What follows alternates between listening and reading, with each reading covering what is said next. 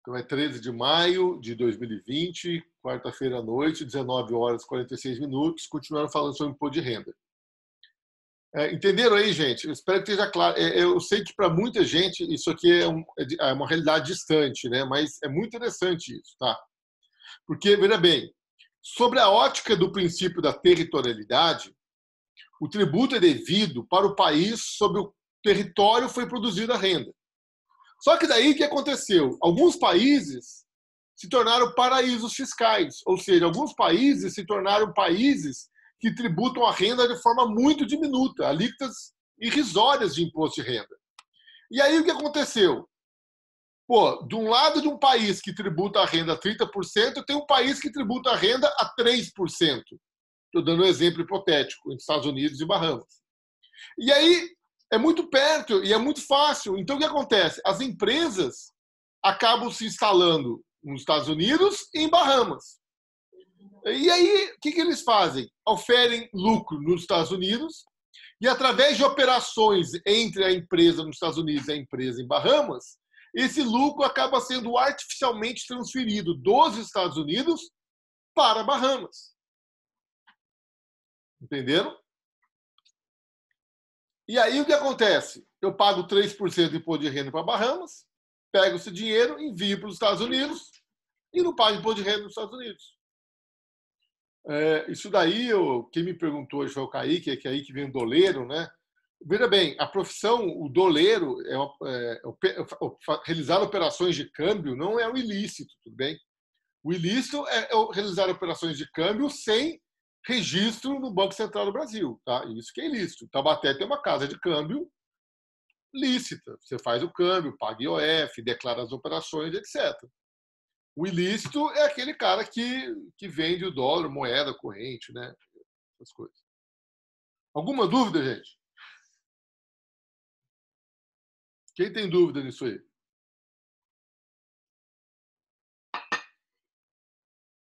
Entendeu, Gabriela? Tranquilo, professor, tá tranquilo.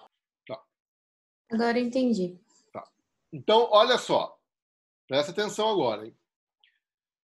A princípio, todos os países adotavam o princípio da territorialidade.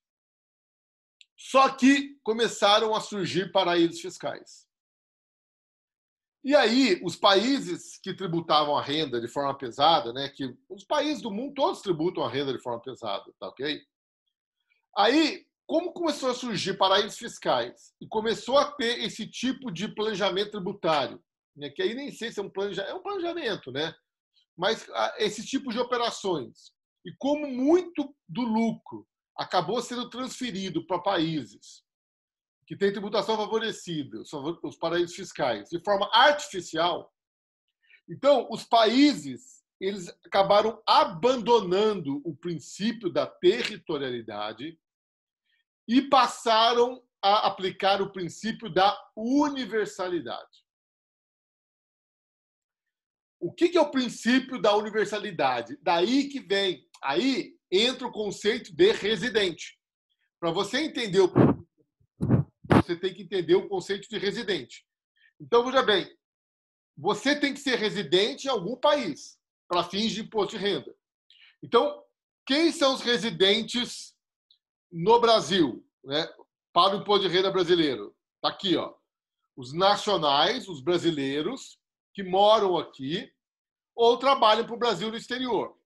Agora, os estrangeiros também são residentes no Brasil, desde que eles tenham visto permanente, visto temporário de trabalho ou fiquem por mais de 183 dias no Brasil. Então, veja bem, o residente aqui no Brasil é o brasileiro que mora aqui e o estrangeiro que vem para cá, e também pode ser residente. Agora, e quem que é não residente? O estrangeiro que não mora no Brasil, que vem no Brasil só para fazer turismo, e o brasileiro que vai embora do país. Esse também é não residente, tá? Esse pessoal que vai embora do Brasil, ele tem que fazer o quê? Ele tem que fazer a sua declaração de saída definitiva. Ele tem que declarar que ele está indo embora do país. Por quê? Porque daí, para fins de imposto de renda, ele começa a ser tratado como não residente. Entenderam isso? Sim ou não? Sim. Tá? Aí o que acontece? Qual a diferença entre residente e não residente? O residente tem que declarar imposto de renda no Brasil. O não residente não precisa declarar imposto de renda no Brasil. Agora, o não residente é tributado na fonte, diretamente na fonte e de forma definitiva. Por quê? Porque o não residente é um cara, olha lá, imposto de renda, pessoas não residentes. Os residentes são obrigados a fazer a declaração e são tributados na fonte ou não. Agora, já os não residentes não são obrigados a fazer a declaração e necessariamente são tributados na fonte. Ok? Então, gente, se eu sou um não residente e eu venho aqui no Brasil e ofiro renda, eu vou ser tributado na fonte. Agora, presta atenção, ó. É isso que é importante. Pelo princípio da territorialidade, o imposto é devido para o país sobre o qual foi oferida a renda. Agora, quando eu vou para a universalidade, veja bem, se eu sou residente no Brasil, pela universalidade, não importa o local do mundo em que eu oferi renda. Eu vou ter que declarar imposto de renda no Brasil e vou ser tributado. Por que eu vou ser tributado? Porque apesar de eu ter oferido renda em outro país, eu sou residente no Brasil. Então, pelo fato de eu ser residente no Brasil, a legislação brasileira vai me alcançar aquela renda que eu oferi em outro país. Então, isso é o princípio da universalidade. Para o princípio da universalidade, o residente em um país pode oferir renda em qualquer lugar do mundo, que ele vai ser tributado pelo imposto de renda brasileiro.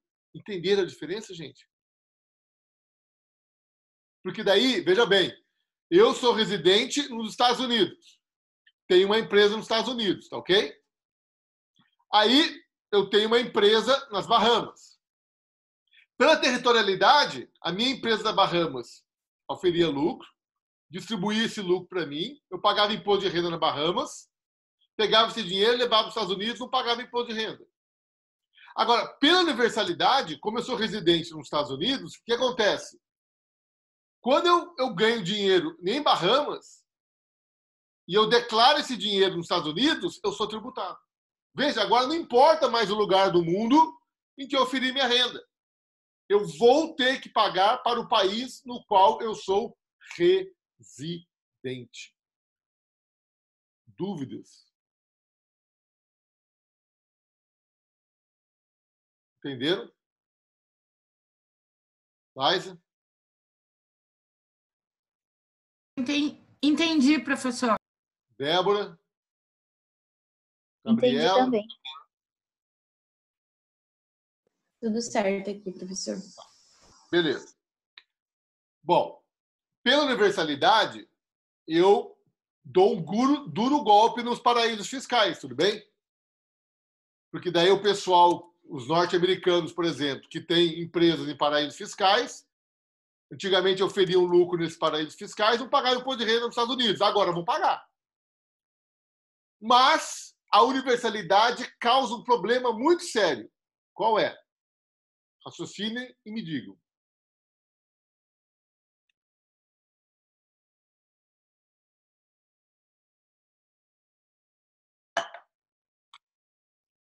Ninguém sabe o problema?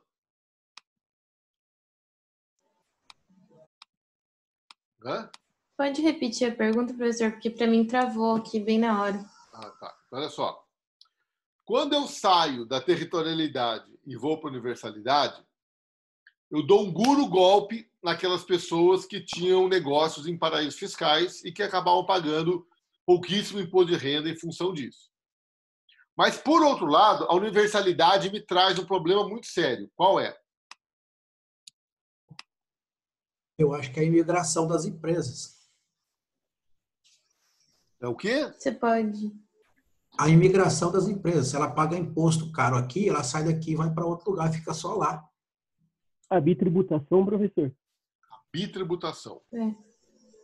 Aqui, ó, vou dar um exemplo para vocês. Eu, Ricardo Murad, sou residente do Brasil. Saio do Brasil e vou dar uma palestra nos Estados Unidos. Lá nos Estados Unidos, eu sou não residente. Eu vou ser tributado na fonte de forma definitiva, tudo bem? Então, a universidade nos Estados Unidos, quando for pagar a minha palestra, vai falar, Ricardo, $10 mil sua palestra, toma aqui $8 mil, porque $20 mil é imposto de renda. Então, eu dei uma palestra nos Estados Unidos, cobrei 10 mil, mas eles só me pagaram 8. Por quê? Imposto de renda retido na fonte de forma definitiva. Porque lá nos Estados Unidos eu sou não residente. Aí, quando eu declaro aqui no Brasil, os $10 mil que eu ganhei nos Estados Unidos, eu vou ser tributado de novo. Ou seja, bitributação. Estão entendendo? Da mesma forma, o norte-americano residente nos Estados Unidos da América, vem dar uma palestra no Brasil. A hora que a universidade aqui no Brasil vai pagar a palestra para ele, o que ele vai fazer? Opa, aqui no Brasil ele é não residente. Se ele é não residente, retenção na fonte de forma definitiva. Em vez de ele ganhar $10 mil, ele vai pôr 8 mil no bolso, porque 2 mil de imposto de renda. Quando ele volta para os Estados Unidos, ele declara que ele recebeu esses 10 mil, ele vai ser tributado nos Estados Unidos de novo. Entenderam, gente? Alguma dúvida aí? Pessoal. Põe um joinha aí na tela, aí, ó. Aquele joinha, aquele desenhinho. Senão eu fico perdido aqui. Tudo bem? Isso aí. Então, olha só. O princípio da universalidade é o típico remédio que vem para tratar de uma doença e cria outra, né? Porque ele deu um duro golpe nos paraísos fiscais, mas ele trouxe um outro problema muito sério, que é a bitributação. O professor Heleno Torres chama de pluritributação das rendas. Ok? Aqui é o exemplo de empresa. Olha, serve para empresa. Vamos lá, Volkswagen no Brasil. Onde é a sede dela? Alemanha, né? Alemanha. Na Alemanha. Perfeito. A Volkswagen no Brasil, a oferta de renda nos Estados Unidos, aqui no Brasil, tem que pagar imposto de renda para o governo brasileiro? Tem. Tem. Sim. E a hora que esse lucro é lançado na contabilidade, porque também o lucro não precisa nem sair do Brasil, certo? Porque esse lucro que a Volkswagen teve aqui no Brasil vai impactar no balanço da Volkswagen lá na Alemanha. Pergunto eu, senhores, esse lucro que a Volkswagen teve aqui no Brasil, que pagou imposto de renda aqui no Brasil, não vai ser cobrado na Alemanha de novo? Vai. Vai. E tributação. Veja, aqui é um exemplo de pessoa jurídica. Vamos pegar um exemplo brasileiro. A Vale. A Vale é uma multinacional brasileira. Ela tem uma mina lá na África do Sul. Uma empresa na África do Sul que faz mineração. Quando ela oferece lucro lá, ela não vai pagar imposto de renda para o governo sul-africano? Vai. Vai. Esse lucro não vai impactar positivamente no balanço dela aqui no Brasil? Vai. E ela não vai ser tributada aqui no Brasil de novo? Vai. Vai. Tudo bem? Gente, a Vale, ela tomou um auto de infração, eu acho que eram 6 bilhões de reais por causa de lucros auferidos no exterior, tá? 6 bilhões, cara. Uma coisa de louco, tá? E até teve um julgamento no STF sobre isso, mas eu não vou comentar não, porque é meio complicado. Se alguém quiser, pesquisa aí que vocês vão ver. Então, veja bem, eu tenho a pluritributação ou a bitributação, porque a empresa tem a sede no país A e ela tem uma filial, uma sucursal, uma controlada, uma coligada, uma subsidiária no país B. Aí ofere renda no país B, paga imposto de renda no país B. Esse lucro impacta positivamente o balanço dela no país sede, paga imposto de renda no país sede. O que nós vamos fazer com essa bitributação? Então, nós temos que ter mecanismos para diminuir o impacto da bitributação. Quais são esses mecanismos? Então, são as formas para amenizar ou eliminar a pluritributação internacional da renda. Primeiro, o sistema é muito interessante. É o chamado crédito de imposto. O imposto pago no exterior é abatido daquele devido no Brasil, até o limite do que é devido aqui. Então vamos lá. Vamos pegar o nosso mapinha aqui. Cadê meu mapa? Tá aqui. O professor, isso daí pode ser também visto como a dedução? Não. Ou não? Não é. Porque se eu já paguei um pouco aqui, vai ficar com um crédito, eu deduzo esse crédito do que eu vou pagar para a empresa aqui no exterior. Não. É isso, mas não chama de dedução, senão vai confundir com a dedução lá do ajuste anual, tá? Tá. Então, eu saio do Brasil, dou uma palestra nos Estados Unidos, ganho $10 mil e pago $2 mil de imposto de renda nos Estados Unidos. Quanto que eu tenho que declarar aqui no Brasil? 10 ou 8? 10. Tem que declarar 10. Bom, eu declaro 10 aqui no Brasil, daí o governo brasileiro fala, ó, você tem que pagar R$2.500 de imposto de renda, $2.500 de imposto de renda. Eu falo, governo brasileiro, mas está aqui, ó, eu já paguei 2 mil para o governo norte-americano. Ele falou, tá bom, então você paga a diferença, você paga os 500. Estão entendendo? É um sistema de crédito de imposto. É um sistema muito interessante, ó. Crédito de imposto. Está aqui, ó. O imposto pago no exterior é abatido daquele devido no Brasil. Então, pelo sistema de crédito de imposto, o que acontece? Eu informo para o governo brasileiro que eu oferi renda no exterior e informo quanto que eu paguei de imposto de renda no exterior. E aí, aquilo que eu paguei de imposto de renda no exterior, eu abato do que eu devido aqui. Agora, e se eu paguei 3 mil de imposto de renda no exterior e o valor aqui no Brasil é 2.500? O que vocês acham? O governo brasileiro vai me devolver 500? Daí perdeu 500, né, professor? Não é que perdeu. Você foi oferir renda nos Estados Unidos, você pagou imposto de renda no governo americano. Lá é maior do que aqui. Quem mandou você ir lá, né? Mas é isso. Tudo bem? Por isso que eu coloquei no slide aqui para vocês que, ó, até o limite do imposto aqui devido no Brasil. Ok? Então, pelo crédito de imposto, é muito simples. Eu declaro que eu oferi renda no exterior, calculo o imposto de renda devido aqui no Brasil e abato no valor que eu devo aqui o que eu paguei lá. Mesma coisa no norte-americano. Ele vem aqui no Brasil, ofere renda aqui no Brasil, paga imposto de renda aqui no Brasil, declara essa renda nos Estados Unidos, calcula quanto que ele tem que pagar nos Estados Unidos em função da renda que ele oferiu no Brasil e abate do que ele deve lá o que ele pagou aqui. Entenderam, gente? Agora, veja bem, para ter esse crédito de imposto, o governo brasileiro e o governo estrangeiro têm que entrar num acordo, tudo bem? Por quê? Porque daí entra a chamada reciprocidade, ó, necessidade de tratamento recíproco.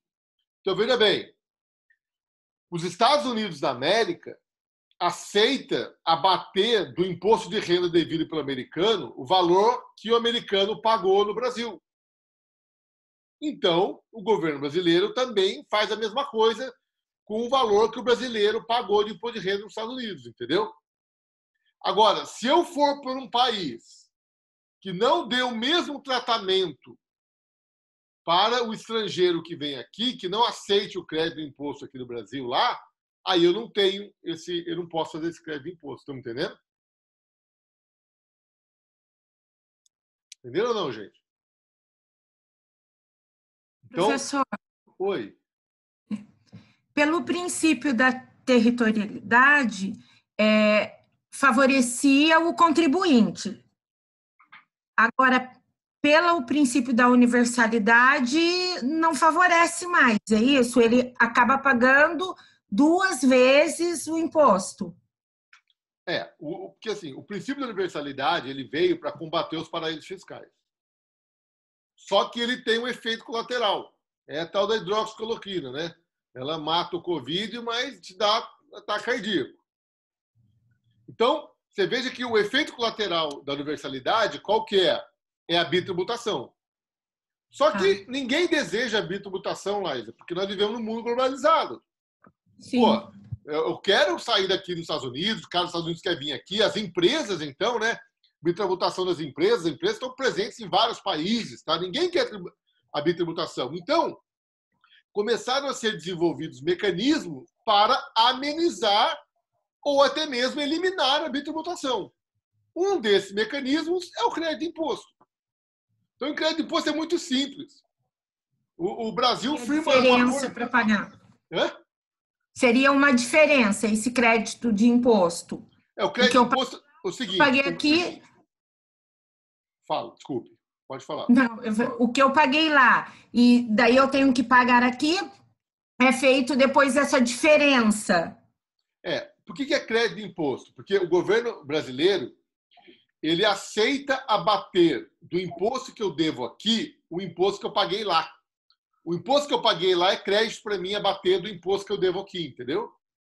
Professor, é uma comparação. A pena cumprida no exterior, quando vem para o Brasil, a pena cumprida no exterior é computada a respeito da pena no Brasil, entendeu? É uma boa analogia, Cleus. Uma analogia boa.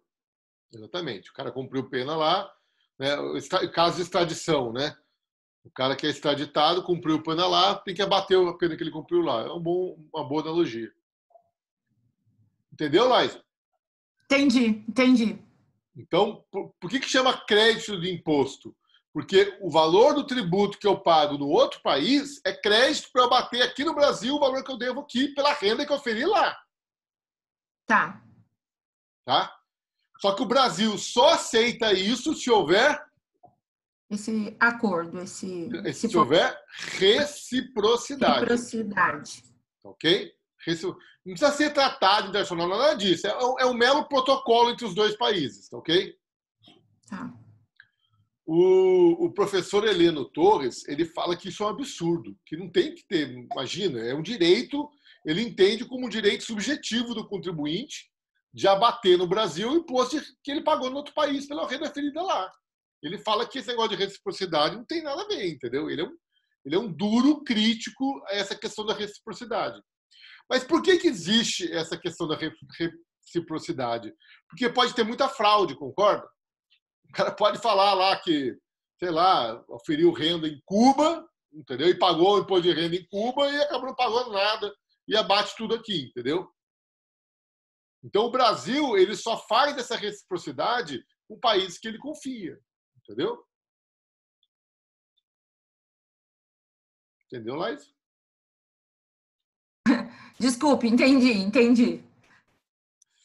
Tá. Então, a primeira forma que encontraram para amenizar a bitributação é o crédito de imposto. Tá? Existe uma outra forma também bastante interessante, que é a celebração de tratados internacionais em matéria tributária. Esses tratados eles visam evitar a pluritributação da renda entre os países. Geralmente, o que o tratado faz? Ele reestabelece a territorialidade entre os países, entre os estados contratantes. Então, na verdade, o Brasil ele já celebrou tratados internacionais com vários países. E aí, o que geralmente, veja bem, geralmente, tá? Não necessariamente. O que esses tratados dizem? A renda oferida pelo brasileiro no Japão é tributado pelo governo japonês e isento no Brasil. A renda oferida pelo japonês no Brasil é tributado pelo governo brasileiro e isento no Japão. Tudo bem? O Brasil tem tratados internacionais com vários países. Japão, Holanda. Ok? Então, o tratado internacional, tá? É um acordo, né, feito entre os dois países que estabelece regras de tributação para as pessoas que são residentes nesses dois países e que estejam estando em outro país e vai ser tributado em outro país. Entenderam? Então vamos lá, se eu perguntar na prova para vocês, quais são as duas formas mais importantes para eliminar ou diminuir os efeitos da tributação, o que vocês vão me dizer? O sistema de crédito de imposto e os tratados nacionais de matéria tributária. Nacionais. Ok? Tudo bem, gente? Tudo bem. Beleza. Aí, aqui é como se faz um tratado internacional, mas eu acho que não vale, não vou entrar nisso com vocês, não. Eu vou dar um exemplo prático para você. Obrigado, Laís. Agora vamos lá. Um tratado Brasil e Alemanha. Então, olha só. Em 1975, o Brasil assinou um tratado com a República Federativa da Alemanha, ok? Foi referendado pelo Congresso Nacional, foi ratificado, ok? E entrou em vigor aqui no Brasil. O que dizia esse tratado? Olha aqui, ó, os rendimentos provenientes de locação de imóveis só será tributado pelo estado onde estiver localizado o bem imóvel. Então, veja bem, o brasileiro que tem imóvel na Alemanha e receber aluguel na Alemanha paga imposto de renda para a Alemanha e não paga imposto de renda no Brasil. Da mesma forma, o alemão que tiver uma casa em Búzios e alugar essa casa no Carnaval vai pagar imposto de renda no Brasil e não vai pagar imposto de renda na Alemanha. Estão entendendo? Olha lá, os lucros das empresas só são tributados pelo estado onde a mesma tem residência. Ok? Então, aqui, essa residência é sede. Então, por esse tratado, desculpe, sede onde ela esteja estabelecida, tá? Então, por esse tratado, a Vox, quando ofere renda no Brasil, paga imposto de renda no Brasil e não paga imposto de renda na Alemanha. E a Embraer tem uma fábrica na Alemanha, paga imposto de renda para a Alemanha e não paga imposto de renda para o Brasil, no lucro que ela oferiu lá. Estão me entendendo? Percebam que o tratado acabou restabelecendo o princípio da territorialidade só entre Brasil e Alemanha. Estão me entendendo? Esse raciocínio é muito legal, porque a territorialidade é o mais justo, né? Então, países que o Brasil confia, o Brasil vai lá, celebra um tratado internacional e restabelece a territorialidade. Só que olha só, gente, a Alemanha se reunificou, não se reunificou? E aí o que aconteceu? Em 2005, a Alemanha denunciou o tratado. Ou seja, o tratado perdeu vigência. Ok? E aí a Volkswagen no Brasil ficou em maus lençóis, porque ela passou a ser tributada pelo imposto de renda brasileiro e pelo imposto de renda alemão, concorda? O lucro da Volkswagen no Brasil passou a ser tributado pelo governo brasileiro e passou a ser tributado pelo governo alemão. Por que a Alemanha fez isso? Exatamente para trazer as empresas alemãs de volta para a Alemanha, porque ele precisava de injeção de capital com a unificação da Alemanha Oriental. Só que daí agora o Brasil e a Alemanha estão utilizando o sistema de crédito de imposto, ok? Eles denunciaram o tratado, mas eles estão fazendo um sistema de crédito de imposto. Alguma dúvida, gente? É muito difícil isso? Professor, então não existe mais um tratado entre Brasil e Alemanha, mas existe a reciprocidade, é isso? Exatamente. Exatamente. Perfeito. Porque a pressão das empresas alemãs foi muito grande, né? Eles falaram, tudo bem, não tem tratado, mas o que eu vou fazer? Vou vender as fábricas todas no exterior, né? Não tem sentido. E acaba sendo injusto, né, Alexandre? É injusto, não é? Sim, claro. Né? Então, aí com crédito de imposto, pelo menos, ela vai pagar, porque antigamente ela pagava aqui, não pagava nada lá. Agora ela vai pagar aqui e vai pagar lá, mas o que ela pagou aqui, pelo menos ela vai abater do que ela deve lá, entendeu? Reequilibra a balança tributária, né? Exatamente, entendeu? Quando um país celebra um tratado com outro e restabelece a territorialidade entre os países, é um incentivo para que as empresas e as pessoas saiam de um país e vão operar em outro, entendeu?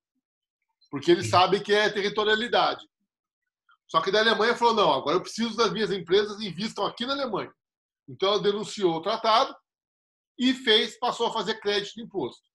Então agora a Volkswagen, quando ofere renda no Brasil, paga imposto de renda no Brasil, mas esse lucro, quando impacta o balanço lá, vai pagar imposto de renda lá. Mas eles aceitam descontar o valor que foi pago aqui. Perfeito. Alguma dúvida, gente? Essa aula é uma aula bem, né? Sei lá, isso aqui, gente, é um curso que eu fiz lá na PUC, lá com Heleno Torres, né? Para você ver, né? Eu fiz um semestre com ele de tributação internacional. E aí, essa aula é fruto daquele curso, entendeu? E eu acho isso muito interessante. É uma coisa que envolve muitas... sabe? Por exemplo, quer ver uma outra coisa que me veio à cabeça agora, que eu nem preparei falar isso para você, mas eu vou falar? Olha só. Eu tenho um brasileiro residente no Brasil, tá ok? Esse cara vai morar no exterior. Tá? Ele tem que dar saída definitiva e ele tem que ser tratado como não residente. Por quê? Porque daí, quando ele ganhar dinheiro no exterior, ele vai ser tributado lá no exterior, certo? Se ele voltar para o... Vou imaginar um cara que faz faculdade no Brasil, se forma e vai trabalhar nos Estados Unidos. Jogador de futebol, acontece muito isso. Então, o cara vai trabalhar nos Estados Unidos. Aí, se ele não der saída definitiva do Brasil, você concorda que ele continua sendo residente no Brasil? Ele continua tendo a obrigação de declarar imposto de renda no Brasil e ele faz uma declaraçãozinha de churuca lá. Só que ele fica 20 anos lá nos Estados Unidos. E ele constrói um patrimônio lá nos Estados Unidos.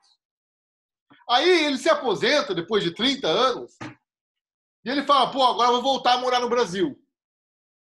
Pô, o que ele faz com esse patrimônio que ele juntou nos Estados Unidos?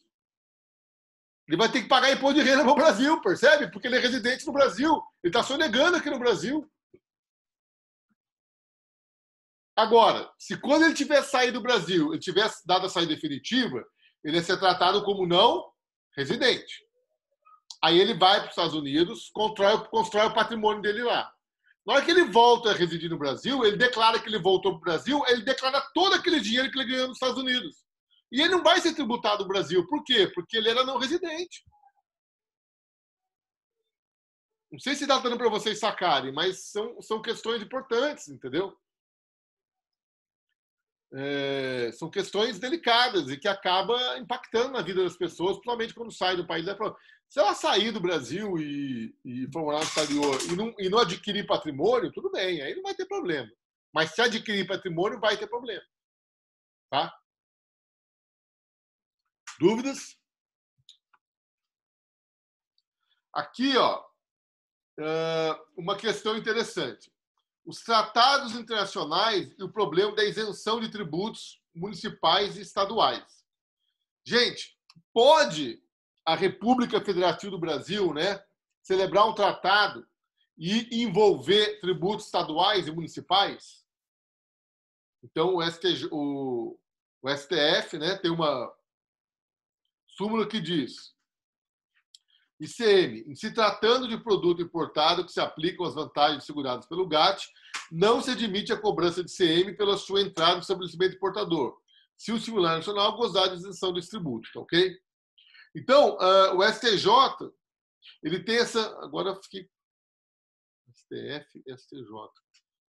Gente, eu fiz esse slide aqui há uns 10 anos atrás. Agora eu fiquei até confuso aqui. O que... Né? Pode um tratado internacional envolver tributos estaduais e municipais? Porque, veja bem, quem celebra o tratado não é a União, tá? Quem celebra o tratado é a República Federativa do Brasil. Lembra aquela diferença? União e República Federativa do Brasil? Tá? Então, a gente vai deixar essa questão em stand-by, porque eu estou achando que eu confesso que eu não me recordo disso aqui. Isso aqui é uma súmula bem antiga, tá? Que era ICM, nem ICMS. Eu vou dar uma olhadinha nisso aqui na hora que a gente fizer o intervalo, aí eu volto e falo para vocês, tá? Eu fiz esse slide há 10 anos atrás. Isso quer dizer o quê? Que há 10 anos atrás eu sabia mais do que eu sei hoje, não é verdade? Não é verdade? É lógico que é. Nessa matéria aqui porque eu fiz esses slides aqui, quando eu saí, pra vocês verem, gente. Ó, parou de estudar, seu conhecimento, entendeu? Eu fiz essa disciplina com o professor Helena, que eu acabei de falar para vocês, estudei, pisei no cachorro de novo. Estudei isso aqui bastante, tá? E confesso que agora eu venho só reformulando para dar essa aula para vocês. E aí, ó, surgiu um slide que eu fiz há 10 anos atrás que eu eu não sei a resposta dele. Mas eu vou dar uma pesquisa e já falo para vocês no intervalo. Bom, aqui, ó, um slidezinho legal, ó. Paraísos fiscais. Tax havens, né? Havens, né? São países com tributação. Aqui é o seguinte, ó. Quando a gente fala em paraíso fiscal, existem vários tipos de paraísos fiscais, tá? Então, olha só. Existem paraísos fiscais, são países com tributação favorecida. Ou seja, países que tributam a renda de forma muito pequena.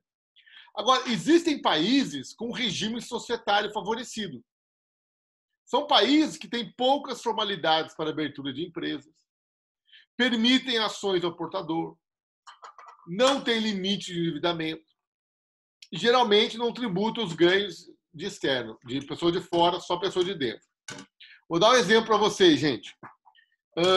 Se vocês saírem do Brasil e forem para o Uruguai e comprarem uma empresa no Uruguai, tá? O governo brasileiro não tem como saber que vocês são donos dessa empresa no Uruguai. Então, olha só, é um paraíso fiscal? Mas não é que ele vai tributar a renda de forma diminuta. É que ele vai permitir que você tenha uma sociedade no Uruguai e não vai saber de quem é o sócio. Então, na verdade, é um país que tem o quê? Um regime societário favorecido, para que as pessoas escondam o dinheiro. Vai cair a aula, eu vou derrubar aqui e a gente volta, tá bom?